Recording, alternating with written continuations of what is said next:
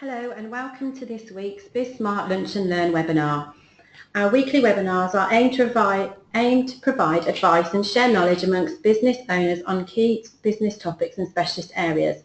This is part of our service to our Smart Room members.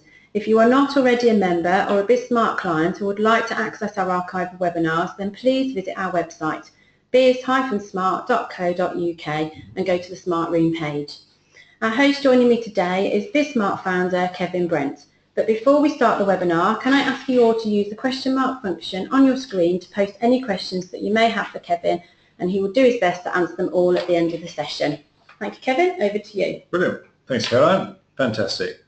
So, last webinar I did, we looked at growth and showed that growth and size really does matter. So and we talked about the fact that it has a direct impact on the value of a business. We also looked at a framework to help us to prioritise some of those opportunities, to identify some of those opportunities and look at them from the point of view of ones that have the least risk of failure, the ones that are more likely to have risk attached to them. So we looked at that ANSOF framework. And I ended the last one by saying that that's almost the beginning, really. It's certainly not the whole story. So what we're going to look at this time is we're going to take that a step further, and we're going to look at how do we prioritise those opportunities? How do we assess them? How do we work them up a little bit further and make sure that we can spend our time wisely, focus on the things that are going to have the biggest impact. So we're going to look at a couple of frameworks as to how we can work up those opportunities in a practical way, so that we're making sure that we're working on the right priorities. And focus, that focus is a key thing, and I'm just going to spend a couple of minutes looking at a common trap that business owners fall into, and that's something that we call the owner's trap. And it's around scalability, but so you start to recognize this perhaps if when you're away from the business, whether it be for a holiday or for whatever reason, that the business slows down a little bit when you're away. You might also find that customers come to you. You're the one they come to when things go wrong, rather than perhaps one of your team if you have a team. And you might also find that you've got yourself to a plateau. You've reached a revenue plateau, and you're stuck to get beyond that. So if you're recognizing any of these things, then it may be that you're stuck or partly stuck. Maybe you've got a foot stuck in what we're calling the owner's trap.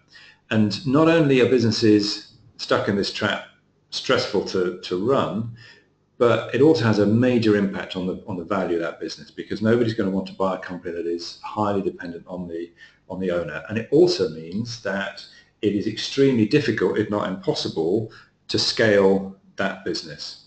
So just want to, when we're looking at these opportunities for growth, we can't focus on everything. We have to start to prioritize it down. So that's part of that. But I'm just going to go through this owner's trap just a little bit more, just to explain how that happens here. So typically when we start a business, we're on our own. So it almost certainly means that we're the ones that go out, do the networking, do the one-to-one meetings, do the proposals, agree the terms with the prospect. So we're the one that is doing all of the selling. And typically most business owners are pretty savvy about their sector. They've gone into business in that area because they're pretty good at it. They may have worked in a company doing it as a job, that or it may be a particular passion and interest that they've got, or both, hopefully. So they know a lot. We're also anxious to win that business. So the customer sees that we're sort of expert specialists in that area. So they tend to then say, well, actually, can you do this as well? So we end up offering things outside of the original scope that we used to do. So you might have gone into business selling widgets. You know everything about widgets, and they say, oh, can we have some grommets too? And you go, well, actually, yeah, I could probably do grommets. So you end up doing grommets. Before long, you're offering a wide range of things. And the problem with that is that your employees, assuming that you have employees at that stage or when you get employed, but they're unlikely to have the same level of expertise as you are in that. So of course what that means is that makes it very difficult for your employees to deliver. It means you're the only one capable of delivering the whole thing.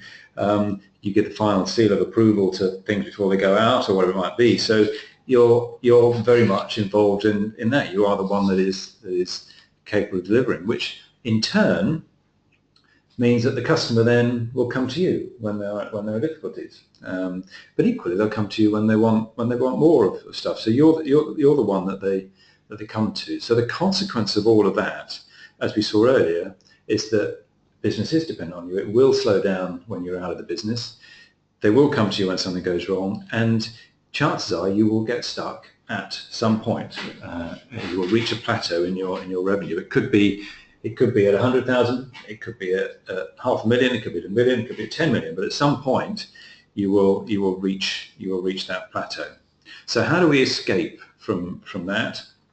And the philosophy the philosophy of escaping from the owner's trap and creating a business that is scalable is about moving from selling lots of things, as we just talked about, to a few customers, to selling a few things to many customers. Now that, I'm going to repeat that, so because it's quite important, and it might sound just like a turn of phrase, but it's a wholesale change perhaps in the way you might think about your business. So we want to move from selling lots of things to a few customers, a handful of customers, but lots of services. We want to move from that to selling a limited number of things to many more customers.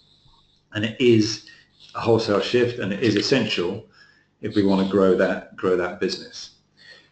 So how do we do that? Well, in order to start to move from that, we need to have a way of looking at our products and services and our opportunities for growth in a way that looks at what we call this trifecta of scalability, or perhaps what I'm starting to call it now, the three U's of scalable.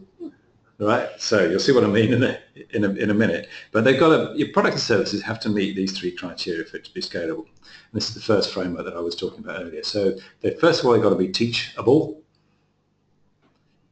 by which I mean that they can be taught to your employees. They've got to be valuable, by which I mean that they're not a commodity, so it's something where you can be differentiated on. And they've got to be repeatable, which means that the customers will purchase them or can purchase them on some kind of repeating frequency. So there's your TVR, or your three U's, or whatever you prefer to call them, right? So here's an exercise that you can go through in your own business. List your key opportunities for growth in the first column, and that should come from the Ansoff matrix stuff that we did at the last time, but also and that should include your current product services, because those should be in that bottom left-hand box that we're talking about. So it should include those, as well as perhaps some of the ones that are a bit more risky, whether you're going to new markets or new products and services. But as an example, I'm going to take you through what we did with a creative agency along these lines. So, listing some of their opportunities for growth, we had these things. We've got 3D characters, we've got websites, infographics, explainer videos, presentations, social media skins. This particular creative agency had a very strong expertise with the business owner in 3D, creating 3D characters. So we start to look at how we might score those. Very high differentiation, very difficult for somebody else to do, high-end agencies maybe, but difficult. But in terms of teachability, very low, because that's a skill that the business owner built up over many years, and there was also quite a fair bit of creativity within that. So both those things meant that it's quite difficult to teach. In terms of repeatability, also pretty low, because once somebody had developed that character, then they're probably going to stick with that. They might do some more things, but we felt that was pretty low. And what we also found, the business owner struggled with that, was that people, it was difficult to find clients that were willing and able to pay the right amount of money for that development that would actually recompense for the amount of time and effort that was put in there and the skills. So it meant discounting. So actually, even though it was very highly valued and differentiated, it was actually difficult to realise that value. So look at some of the others. Take website, for example. much more teachable, still pretty valuable. You could debate whether that's an 8 or a bit below, but it doesn't really matter. A little bit, pretty good value. Repeatability, again, not that great. Don't tend to develop lots of websites. But so that scored, and you can see the total scores adding up on the right. And then went through the similar exercise with all of the others. So what became clear doing that is that explainer videos and presentations, when you look at it as a whole, have a really good rating on this scale of teachable, valuable, and repeatable. So, and the explainer videos in particular were not commoditized. They could command a reasonable premium, but the process of doing those could be really quite teachable. It is something that might involve the business owner in one or two of the key steps of it, but you can actually really teach that across. And the same with presentations. So some of you might prefer diagrams rather than tables. You can do the same thing, you can use 2 axes of valuable against teachable, and then what you can do is put the dots in where you think they are, and you can colour them. So I've colour coded them here, so the red ones are the ones that aren't repeatable, the green ones are the ones that are, and the orange ones are the ones that are somewhere in between.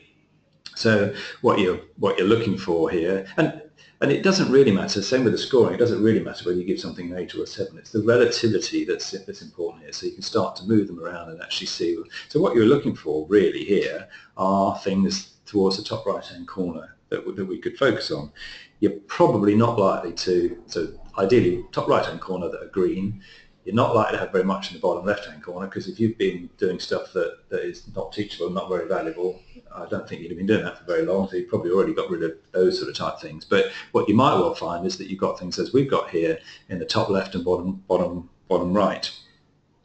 You might also then start to think about, okay, well, do we ignore websites because actually they're quite good generally on the scale, but they're just not as repeatable as we'd like. So you might start to think, well, is there a way that we could make that more repeatable? Could we create a recurring revenue stream off of the website? So it might be that that's a way that you would go. In this particular example, we focused on the explainer videos and the presentations, and then looked at ways of making them even more teachable and also more valuable to the client. So the TVR scale is a really good way of focusing down from your opportunities onto a few things that are truly going to be scalable. Because frankly, it may seem obvious, but I don't suppose many of you would have done this exercise. It doesn't matter how differentiated something is. If you can't teach that to an employee to deliver, you are never going to be able to scale that business beyond you. So there we go. What you might find also when you do this exercise, it's quite normal to have a bit of tension between the things that are valuable and teachable, because clearly things where you feel you've got a really good differentiation for, it might be that they are less teachable, and equally things that are easy to teach might be in a bit more of a commodity market. So it's natural to get that sort of tension. And so we had the social media skins sort of in that bottom right hand corner. So you might want to think about whether some of those ones in the bottom right hand corner could be bundled together. So let's take our social media skins, for example. Could you bundle those with a few other things that then meant as a package, as a bundle, that effectively it moves the whole way to become more differentiated. So that is worth considering. But remember, the name of the game here is to get down to a few key things to focus on. So if you might want to do that exercise, but don't end up with loads and loads of things in that top right hand corner, because all you're doing then is just spreading yourself too thin again. So there's a TVR, or your UBL framework. Now what? Well, now what? So what? Maybe SWOT is what we look at. So this is the second framework. Now you're all going to go. I'd be surprised if any of you have not come across SWOT before. It's an age-old framework. It is useful, but there's one or two problems with it that mean that it doesn't get used and doesn't have the impact that it really should do. And the basic problem is that most people just see it as those 4 boxes. They fill some things in each box. It then goes in the middle of a business plan somewhere, and it's kind of like, so what? Yeah, it's a so what SWOT, definitely. And you might even spend more time arguing about whether strengths are internal things or external things and opportunity or whatever. It doesn't really matter. But we've got a slightly different take on the SWOT, and so we switch it around. So it doesn't sound quite so good because it's now an osmosis, but it makes much more sense in that if we start with the opportunities we've just identified using ANSOF and using the TVR framework, we've just identified some key opportunities for growth. Let's start with that. Let's list those there, and then let's look at the strengths and weaknesses of each opportunity and the threats, and it will then make us think about what we might do from a tactics point of view, rather than just putting them in 4 boxes. So it actually makes us think a bit more linearly and doing something about it. What can we do that would further increase our strengths? For that opportunity, what could we do that would mitigate some of those weaknesses or threats for that opportunity? But we can go a step further than that even and make this even more powerful. And I'm just going to take you through this using, again, a couple of examples of explainer videos and the presentations here. And apologies for the words it's being split across here, but with the number of boxes that we're going to do. And if you do this exercise, you might want a very big whiteboard or one of these magic whiteboards that you can roll out and put across it, but you need a decent bit of wall space to do this. But this is a really, really good exercise. So you start with those opportunities, and you might have more, but you start with opportunities. First thing, what was that risk of failure or the likelihood of success? You want to put the other way around, but green, we said low risk of failure, that's our bottom left-hand box on the ANSOF matrix. The medium is so the explainer videos, primarily in this example, because they're slightly higher value, they were a different target audience, different type of audience that the business was going to look at. So it wasn't quite their current group. So slightly higher risk from that point of view. But let's record that. Then let's record the TVR score so that we've got that there. So we've done those 2 things, we've got that. And then this is where it starts to get a bit more interesting. I'm not going to fill in every single box because it will get illegible. But you'll get the picture as we go here. So let's now say who's the key target audience for that opportunity, or for those opportunities. Do it one at a time. But so for explainer videos, who is the key target client that we're going to try and reach with that offer? And let's define those, not necessarily as the name of a company, but the type of company. So is it advertising agencies of a particular size and location, or something like that? And or is it so whatever it might be, but defining your key ideal segment basically there. Then what is the pain that key client group has relative to that opportunity? So what is it that what problem is it that we're solving? So let's make that as clear as we can. So once you've done that, then who's the key competitors? Who are we up against, really? Define them again. Same way that we were looking at the customer groups. Who are the key competitor groups? Are they one-man bands? Are they other agencies of up to 5 people, or are they big agencies? What are they? And there might be several different types of competitor groups.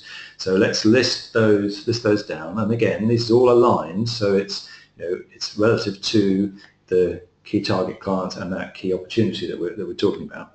What is the key competition? Then let's have a look at the strengths, if you like, but might call them relative the pros, and we're going to look at the cons as well. So what do we like about that? Where are we good? Where do we score over the competition with that opportunity with those customer groups? Maybe what else do we actually like? Do we have particularly strong relationships with that kind of group? Do we have some particular knowledge or expertise that is really good? So what are the things that we like, or our pros for that? Similarly, what are our weaknesses?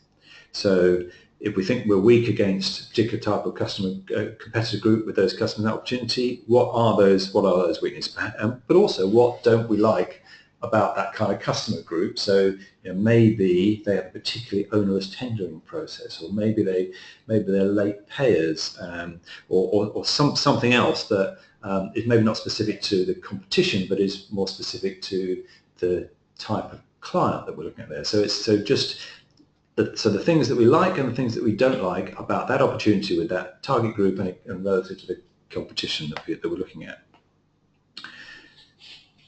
And then we can start to think about, okay, what are the threats there? But I would prefer, again, if rather than call them threats, if we call them trends, because it might be that there's some really positive things going on that we know are going to be coming into play in the next few years, that we want to be thinking about taking advantage of. So it's not just threats, but it's things that are outside the current way things are operating, that might come in. It might be a risk of a new competition, or a new type of service, or something that would make our explainer videos completely obsolete. But equally, it might be something that's going to be positive, that's going to suddenly make them, a particular type of them maybe, particularly really useful. Maybe it's the 3D ones, or whatever it might be. So let's record those there. And then once we've got all of those, you almost can't fail to think about what tactics we might want to employ. So because we've just raised a load of good things, a load of not so good things, we're bound to start thinking about, hang on a minute, how do we address that? If we are really good there, how do we get even better? If we're not so good there, if our competition are able to do something really clever with a particular bit of software or something that we haven't got, what could we do to make ourselves better at that, or whatever it might be. But you almost can't help to start to think of tactics. And at this point, they're just preliminary tactics. We're not going to write War and Peace here, but it's just actually some top line ideas that we think might help us to address that. So if you do that exercise, ideally with your team, if you've got some other people in your team to do that with, you might benefit from having an external facilitator sometimes to do that, just to ask you the questions that maybe you've taken for granted as a group. But if you do this exercise, I guarantee that it's going to do at least two things for you. The first is you will think of something that you haven't thought of. That just by doing this, it will suddenly crystallise a thought. We've missed something, or that's what we should be doing. Guarantee that. And I'll also guarantee that it will bring real clarity and focus to the people that do that exercise. So if you've got your team doing it with you, together we will really start to get some clarity about what you're doing, everybody understanding what you're trying to do, and will really help with that focus. But as I said earlier, you're going to need a pretty large whiteboard, or a pretty large wall space with one of these magic whiteboards on it to do that with, but a very worthwhile exercise to do. So there's your two things that you can take away from this, really, is having got your opportunity for growth from your ANSOF matrix based on risk, look at that TVR, the teachable, valuable, repeatable, or the UBLE framework of Scalable, to work out whether you're focusing on scalable products and services to move forward, and then take those key opportunities. So don't do it for everything, but just do it for the ones that you seriously think you want to look at a bit more, and do that aligned, smart SWOT exercise, as we might call it. So the extended SWOT, and have a go at doing that. And I think that's basically what I wanted to cover today. So thank you very much. Brilliant. Thank you very much, Kevin. You've got a question come through from Sarah, and she asks, what if I have products rather than services? Does the TVR still work? Okay, so the TVR. Okay, thanks, Sarah. So yeah, it is definitely for products and services. It's easier to see sometimes with services, but it does work with products in exactly the same way, with a caveat in that all products at some point will become commoditized. Even if you start off and it's very highly differentiated, you know, even if you take the pharmaceutical industry and they spent years on R&D and they've got patents for 20 years or however long it is before they run out, at some point there will be generic competition around. So all products will become commoditized. So the first thing is you've got to have that in mind when you start plotting them or scoring them. But the second thing is that more often than not, it's the service wrapper around the product that will give you the TVR, that will give you the real true differentiation that will enable you to scale on that. So to think of an example, there's a chap called John Stanton, and there's a business called the Running Business in the States, in North America. He's now got 100 stores across North America, but it's running shoes. That's basically what he's selling business doing. So one store initially selling running shoes, and all the Nikes and the Adidas's and the whatever else. So basically shoes that you could get on the internet. So they're not really differentiated in that way, but he wanted to be able to scale this business, a highly commoditized type of business, but he wanted to be able to scale it. So what he realized is that he could put some service around that. So what he started doing was running clinics. So he would do a running clinic for people that in that store, or that just want to come to the store. So every Wednesday and a Sunday he'd run a clinic, and they could learn. They had different groups: a 5K group, a 10K group, a marathon type group. So you could learn from experts in that running stuff, and you could take part in the running. But then of course you could buy the shoes if you so wanted. So he found that was a way that he could make a real differentiation. So he could take a commoditized product but differentiate it highly within his store, and that's enabled him to scale up to 100 stores. So every Wednesday and every Sunday there are 100 of these running groups going around, and of course what it means is that people then become sticky, if you like. The customer becomes sticky, and they come back to that store for the shoes, and they're prepared to pay probably a premium over what they could actually get if they just simply went and searched on the internet for those shoes. So it does work. It's a long-winded answer to a simple question, but it does work with products, with that caveat of bearing in mind that products typically will become commoditized. So think about what you could do on that TBR from a service point of view that would give you the differentiation. Okay. Any others? No. Okay. That's it. That must mean that I explained it so clearly that nobody's got any questions. Fantastic. Super. Thank you very much. Thank you again, Kevin, for hosting today's webinar. I will be sending out a copy of the presentation and Kevin's contact details out to you, so you can email him all your questions that you may have.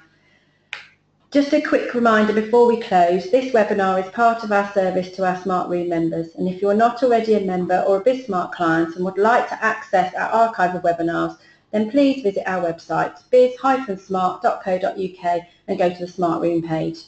Thank you for joining us, and we hope you can join us again next time. Thank you for listening.